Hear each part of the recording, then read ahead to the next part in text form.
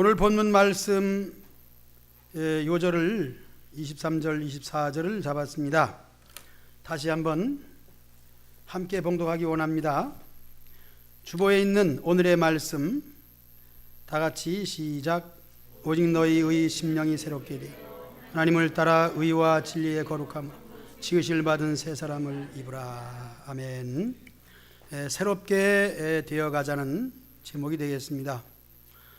요절 말씀에 보니까 재창조라고 할 수 있는 단어를 붙일 수가 있겠습니다.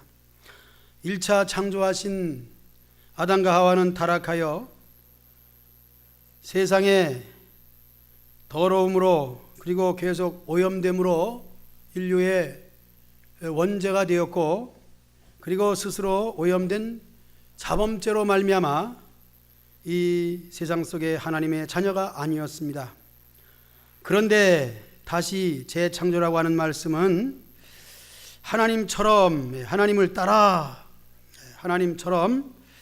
그러면 하나님처럼이라고 하면은 하나님은 어떤 모습일까? 이는 육신의 모습으로 생각하지 아니해야 되고, 그 모습은 즉 심령으로 새롭게 되어라고 한 상태에서 또 이어지면서 그 영이신 하나님, 그분의 모습은 우리가 이해하기 쉽게 의와 진리와 거룩함이라, 그렇게 하나님의 형상을 말씀하고 있습니다. 우리의 그 모습은, 우리 사람의 모습은 생긴 모습 그대로가 A형이고, 그리고 이제 속사람이 있습니다. 혹 육적으로 생각하면은 마음이 착하다, 또 마음이 착하다의 반대는 뭔가 착한 거에 반대는 뭐 좋지 않다, 뭐 그렇게 하면 더 부드러울 것 같습니다. 그런 모습이죠. 어쨌든 그런 모습인데, 그 모습이 예수님을 믿음으로 말미암아 이제는 하나님을 다시 찾게 되고 하나님의 형상이라는 그 이름을 붙이게 되어 있는데, 그것이 바로 의로움과 진리와 거룩함이라 그랬습니다. 그리고 의와 진리와 거룩함은 하나님의 형상인데, 그 형상의 온전함으로 세상에 오신 분이 예수님이시죠. 이렇게 우리는 예수님을 믿음으로 새롭게 되었다. 용어가 그렇게 되어 있습니다만은 이미 우리가 신앙적으로 쓸 수 있는 것은 중생이라는 말, 중생, 즉 거듭남이라고 그렇게 사용하면 우리가 합당하겠습니다. 나는 중생됐다, 거듭났다, 그런 말이죠.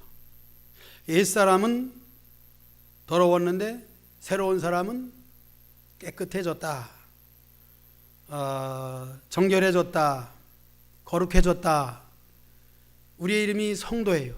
거룩한 물이다, 이렇게 된 것입니다. 바울은 지금 옥중에서 에베소 교인들에게 이렇게 권면합니다. 새 사람을 입으라. 이미 예수님을 믿어서 교회 안에 생활하지만은 온전히 되었다 함이 아니기 때문에 권면에 의해서 날마다 새롭게 되어 간다 하는 것입니다. 우리는 다 되었다 함이 아니라는 사실 앞에서 오늘 찬송 214장 드린 것처럼 내 모습 이대로 주여 받아 주시옵소서. 우리는 지극히 부족합니다, 연약합니다. 그러나 하나님 그것을 오히려 마다하지 아니하시고 받아주시기를 원하시니 내 모습 이대로 받아주시옵소서. 이렇게 우리는 마음을 가지고 그리고 하나님께 나와 예배드리는 것입니다. 이제 오늘 예배소서를 통해서 다시 한번 우리가 생각할 수 있는 것은 1장에서 3장까지 이 구원의 진리를 말씀했습니다. 구원은 믿음으로 받게 되어 있습니다. 그 어떤 행위도 거기에 따르지 않습니다. 자주 듣는 얘기가 있습니다. 사람들이 저를 보면 그런 얘기예요. 목사님은 참 좋으신 분이래요. 착한 일을 많이 하고 나를 도와줘서 꼭 천당 갈 거래.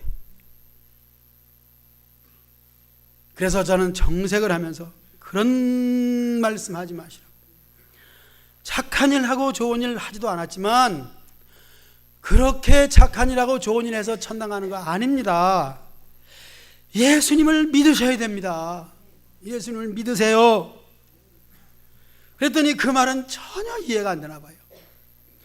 예수님을 믿는 거 물론 나쁜 것은 아닌데 예수님을 믿는 것 자체가 착한 것이라는 얘기죠. 물론 틀리다고만 말할 수는 없습니다. 정말 착하면 됩니다. 그러나 아무리 착하고 착해도 우리 사람은 착해질 수가 없습니다.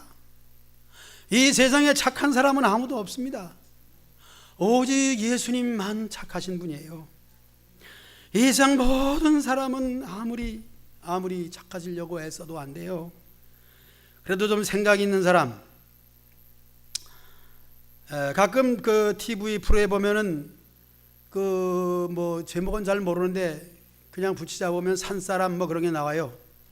주로 그런 분들은 어떤 분들이냐 하면은 위암으로서 죽을 사망 선고를 받았는데 산에 들어가서 맑은 공기 마시고 더덕을 캐 먹고 산나물, 약초 또 100가지의 꽃이나 이런 것을 액기스를 담아 가지고 100가지 약초, 풀 거기에는 뭐 독초도 들어간답니다. 다 들어가서 그것을 먹고 건강해져서 산에 있는 수목, 즉 나무에 있는서 나오는 그 좋은 산소를 먹고 건강해진 이 산사람. 그런데 육신은 건강해질 수 있지만은 그 삶을 보면은 선해질 수 있는 방향으로는 가는데 결코 선할 수가 없는 것은 그는 벌써 이제 이 세상 모든 해야 될 일들을 다 하지 아니하고 살아가는데, 물론 가족도 그렇고 모든 자기의 의무를 하지 않기 때문에 벌써 의무를 다하지 않는 것은 국가적으로나 가족적으로나 큰 죄를 짓는 거죠. 어쨌든 사람이 자기의 건강은 잘 유지할 수 있는데 이 속사람은 산에 들어가 수도를 하고 좋은 물을 먹고 약초를 먹어도 영혼은 거듭나지 않습니다. 결코 거듭나지 않아요. 이제 오늘 이 새 사람이라고 하는, 새롭게 된다고 하는 것은 오직 예수님을 믿는 것밖에 없습니다. 그것이 에베소서 1장에서 3장을 말씀하는 것이기 때문에 너희가 어떻게 해야 되느냐, 마음으로 믿어라. 이거 마음, 우리 마음이 그게 중요해요. 그래서 심령으로 새롭게 되어 우리 마음이 예수님을 믿는다면 그 다음에 중요한 것이 뭐냐, 100번 1000번 강조하고 있습니다. 저는 입으로 시인하는 거예요. 오늘 교동문에서도 보면 주로 그런 게 나와요. 여호와의 율례를 내가 입으로 읊조리나이다. 읊조리나이다. 읊조린다는 것은 입으로 고백하는 거예요. 입으로 말하는 거예요. 입으로 말하는 것이에요. 이렇게 해서 내 가지고 있는 그 신앙을 말하는 것이고 기도가 되는 것이고 그것이 나의 신앙 고백이 되는 거예요. 그래서 우리는 언제나 어디서나 사람들이 저 사람은 왜 저렇게 중얼거려 할지라도 여러분 항상 입으로 사도신경도 암송하시고 주기도문도 하시고 우리 속에 있는 소원도 항상 입으로 읊조리시기를 축복합니다. 그렇게 돼야 돼요. 표현을 해야 돼요. 또 입으로 그렇게 하면서 우리의 생활로 적용을 시켜야 되겠죠. 그것이 이제 4장에서 6장까지에 있는 우리 신자들의 삶을 말씀하고 있는 것이에요. 그래서 오늘 이 말씀 4장 1절에서 바울은 에베소 성도들에게 부르심을 입은 부름에 합당한 삶이라 그런 말을 했습니다. 우리가 여기 나와 앉아 있다 하는 이 자체가 하나님의 부름을 통해서 나와 앉아 있는 거예요. 그러므로 우리가 하나님의 음성을 듣는다는 것은 어렵다고 할 수는 있겠으나 그것을 알지 못할 때 그런 말을 하는 것이고, 정말 내가 하나님의 부름으로 여기 나와 앉아 있다, 이렇게 한번 생각해 보세요. 여러분, 물론 사람이 교회 가자고 해서 나올 수도 있습니다. 그것만은 아닙니다. 우리가 하나님 예배드리러 나와 있는 이 자체는 사람을 통해서 한다 할지라도 하나님의 역사는 일하는 거예요. 하나님이 일하신과 하나님 보내신 성령으로 감동받지 않으면 안 되는 거예요. 감동 없이 우리가 어떻게 나오겠습니까? 감동은 강할 수가 있고 약할 수가 있지만은 그래도 여러분 억지로는 안 되잖아요. 하루 이틀은 할지 모르지만은 계속적으로 내가 교회에 나온다는 것은 사람의 의지라고 할지라도 의지를 새롭게 하신 하나님의 성령의 감동인 것을 믿으시기 바랍니다. 그렇기 때문에 나는 지금 감동을 받고 있다. 하나님의 그 섭리를 가운데서 내가 살아가고 있다. 그렇게 믿으시기 바랍니다. 그러므로 이것은 하나님의 음성을 듣는 것과 똑같은 것이고 또 하나님이 나와 동행하신다고 하는 것과 똑같은 것입니다. 그러므로 우리는 부족함이 없습니다. 우리의 믿음의 생활에 있어서는 하나님이 살아계시고 하나님이 역사하시며 그 역사 속에서 살아계심 속에서 내가 움직인다는 것이죠. 바로 이것이 뭐냐? 1절에 있는 말씀이에요. 이렇게 우리 모두가 함께 하나님의 부르심과 하나님이 우리에게 주신 그 은혜로 말미암아 이렇게 살아가고 있는 것이에요. 이것이 뭐냐? 우린 하나다 하는 거예요. 둘이 아니다 하는 거예요. 바울은 그것을 강조하고 있습니다. 교회 생활은 하나님의 부르심에 의해서 시작이 되기 때문에 우린 같이 부름을 받은 거예요. 물론 시기적으로 차이가 있습니다. 먼저 부름을 받고 야중 부름을 받으면 있습니다. 여기서 예화를 들어 말씀드리자면은 포도원에 일꾼을 찾는데 주인이 나가서 아침에 일할 사람을 찾아요. 주인은 참으로 착한 사람 같아요. 남의 농토에서 남의 직장에서 일하는 사람을 부르지 아니하고 거리에서 일 없이 일거리 찾든지 어쨌든 나와서 노는 사람을 불러요. 와서 우리 포도원에서 일 좀 하라. 내가 하루 품값 10만 원 주겠다. 이렇게 해서 아침에 부른 사람이 있는가 하면 한낮에도 나가서 또 일거리를 마련해 놓고 일할 사람을 찾아요.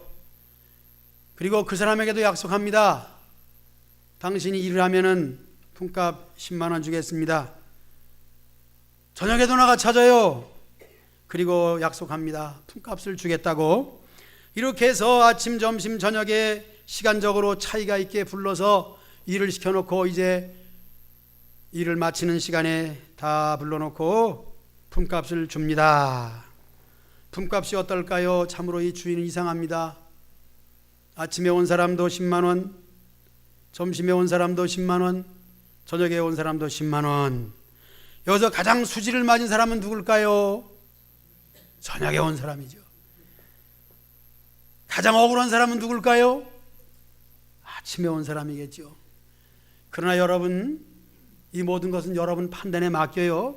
거기에 대한 설명은 안 하겠습니다. 단 말씀드리는 예화는 주인은 똑같이 10만 원. 이것은 무엇을 말씀하고 있는 것이냐? 구원을 말하는 거예요. 하나님 앞에서 부름받고 우리가 함께 먼저 왔든지 나중 왔든지 우리 모두에게는 주시는 것은 그냥 구원이에요.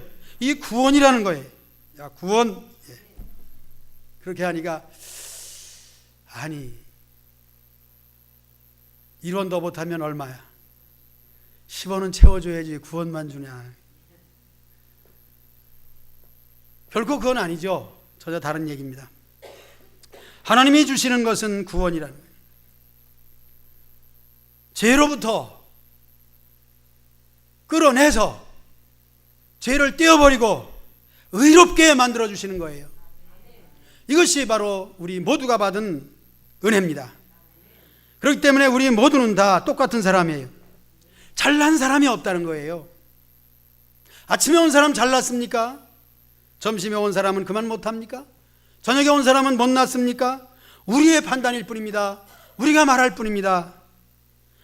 하나님 보시기엔 그렇지 않습니다. 똑같이 아침이나 점심이나 저녁이나 그 몰골은 다 노숙자요 일거리 없는 사람에 불과한 거예요.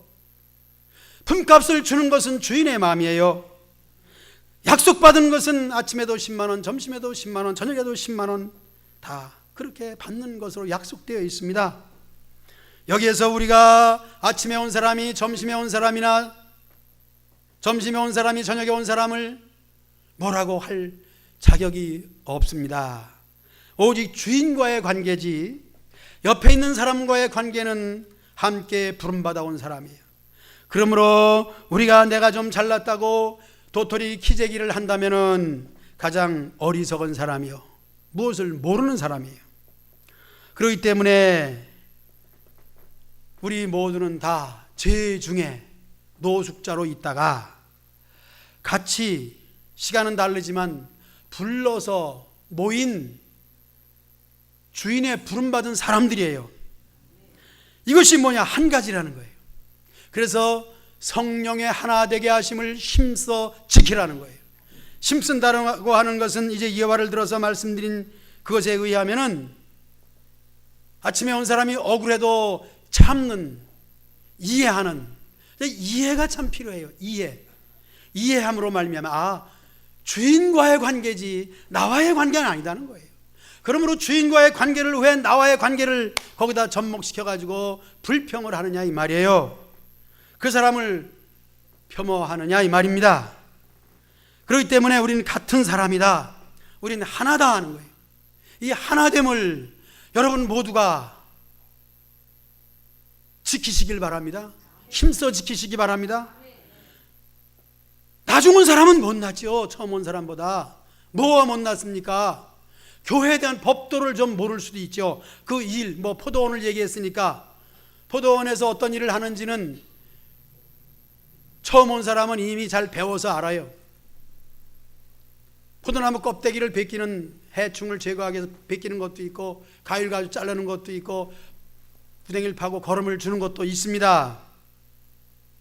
나중 온 사람에게 너는 나중 와서 왜 그걸 못해? 그렇게 이건 이렇게 해야 되는데 왜 이렇게 해? 물론 그렇게 할 수는 있으나 자기가 잘났기 때문에 못하는 사람을 나무래서는 안 되고 마음에 그것을 꺼려서도 안 되는 거예요. 혹은 내 마음에 안 들어도 그 사람이 사는 방법이 있는 거예요. 그 사람 나름대로 하는 방법이 있어요.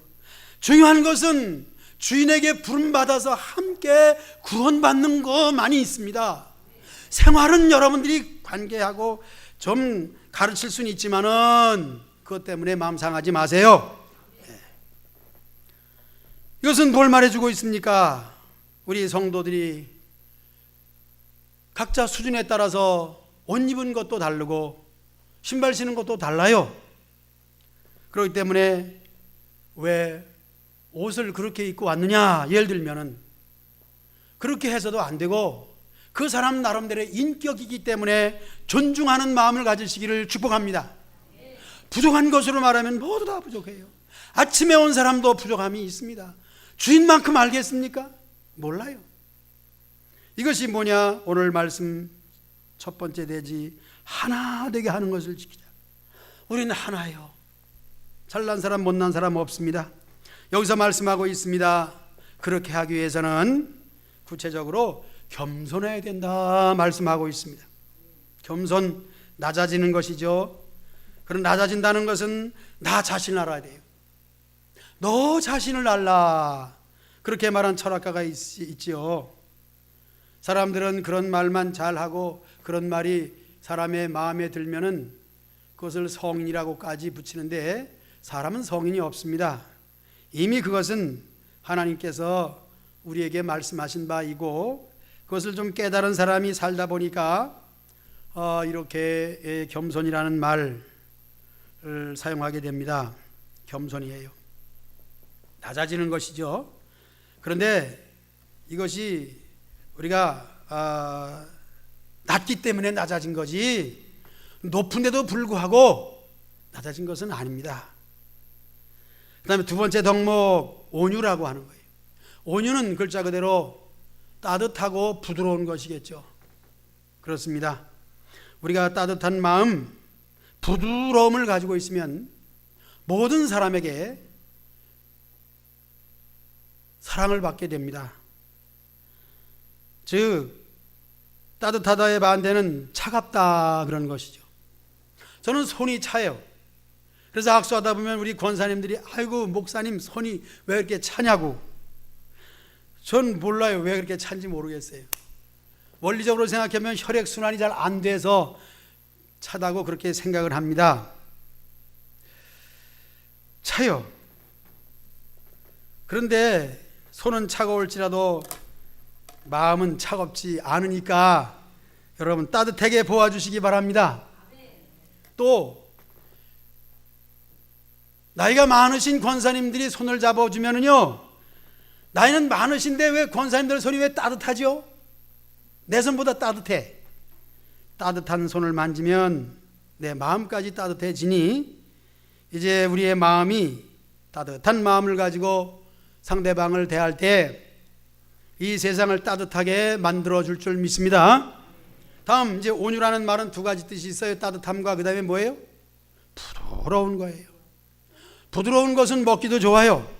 딱딱한 것은 참으로 우리에게 부담을 주지요.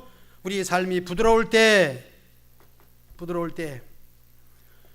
많은 사람들에게 기쁨을 주게 돼요. 그리고 사람들이 가까이 다가오기가 쉬워요. 쌀쌀하고 인색하고 그 얼굴에 벌써 쌍심지를 치고 있으면은 가까이 가기가 어려워요. 사람들과 가까이 지내며 그래서 따뜻하고 부드러운 마음으로 온유하시기를 축복합니다. 그래 하나 되는 거예요.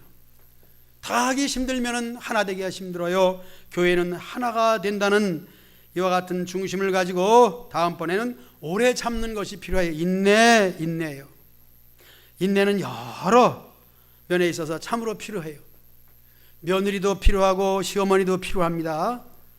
그래서 이 인내에 대해서는 사람들이 그렇게 말을 해요.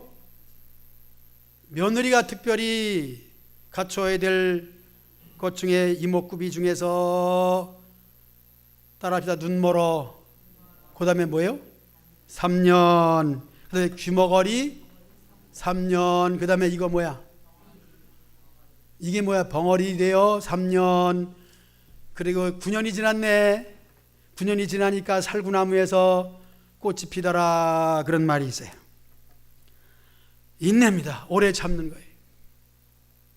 요즘에는 그 인내가 없어가지고 가정이 참 어려움을 많이 겪게 되는데 생각해 보면은 또 그래요. 옛날 사람들은 왜 그렇게 멍충했나 모르겠어요. 귀머거리 3년, 벙어리 3년, 또 뭐 있지? 금방 하고도 잊어버렸네. 눈멀어 3년, 에이그 멍충이 바보처럼. 오늘 말씀이 새로운 건데, 아니 현찬은 때를 치고 나와가지고 새롭게 살아야지 뭐 들어앉아가지고선 구박받고 그게 살아. 그런데 다 맞는 얘기입니다. 맞는데 우리 신앙생활만큼은 인내가 필요한 것이, 왜냐하면 우리가 모르기 때문에 오해를 많이 합니다. 신앙은 더욱 그래요. 우리 믿음의 생활이라고 하는 것은 내가 모르기 때문에, 즉 성경을 모르고 하나님의 진리를 모르기 때문에 내 생활에 적용을 못 시키고 신앙 안으로 깊숙이 들어가질 못해요. 특히 사람과의 관계가 그렇습니다. 인내하지 못할 때에 일을 그르칠 때가 참 많이 있습니다. 어쨌든 오늘 하나됨에 대한 덕목, 첫째는 겸손, 그 다음에 온유, 그 다음에 오래 참음, 인내. 인내할 때에 신앙은 무럭무럭 자라게 되는 줄로 믿습니다. 인간적으로 누가 어떻게 하지 않아요. 신앙은 그저 열심히 예배 드리는 것, 그리고 봉사 일을 맡으면 그것도 인내하여 끝까지 봉사하고, 오해가 되면 그것은 내가 오해했지, 진리는 그것이 아닐 거야 하면서 참으시기 바랍니다. 3년 참으시고 또 3년 참으시고 3년 참게 되면, 근데 지혜로운 사람은 9년까지 안 가요. 그냥 눈과 귀와 입을 한꺼번에 꽉 벙어리 되고 장님 되고, 또 하나 뭐야? 귀머거리 되면 3년이면 끝나버려. 그냥 뭘 3년씩 나누어서 할 필요가 뭐 없어요.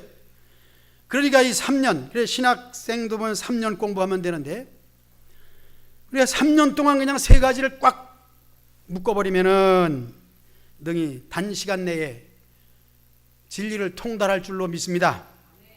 마지막으로 사랑 가운데서 용납하라 하는 것이에요. 이 용납이 되지 않는다 하는 것은 없습니다. 왜냐하면 용납 못한다는 것은 사랑이 없기 때문에.